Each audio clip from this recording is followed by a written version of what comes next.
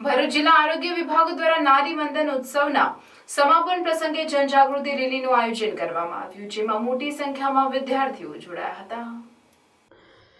આજથી સમગ્ર રાજ્યમાં હર ઘર તિરંગા અભિયાનનો પ્રારંભ થયો છે। રાજ્યના મુખ્ય પ્રધાન ભૂપેન્દ્ર પટેલ દ્વારા હર ઘર તિરંગા અભિયાનનો પ્રારંભ કરવામાં આવ્યો છે, ત્યારે ભરૂચના સ્ટેશન રોડ પર આવેલ સંસ્કાર ભારતી ટ્રસ્ટ સંચાલિત રૂંગટા વિદ્યાભવન ખાતેથી તિરંગા યાત્રાનું આયોજન કરવામાં આવ્યું હતું, જેનો ભરૂચના ધારાસભ્ય રમેશ મિસ્ત્રીએ પ્રારંભ કરાવ્યો હતો। આ તિરંગા યાત્રામાં શાળાના વિદ્યાર્થીઓ મોટી સંખ્યામાં જોડાયા હતા। વિદ્યાર્થીઓમાં રાષ્ટ્રભાવના કેળવાય તે હેતુથી આ યાત્રા યોજાઈ હતી, જે શહેરના વિવિધ વિસ્તારોમાં ફરી હતી।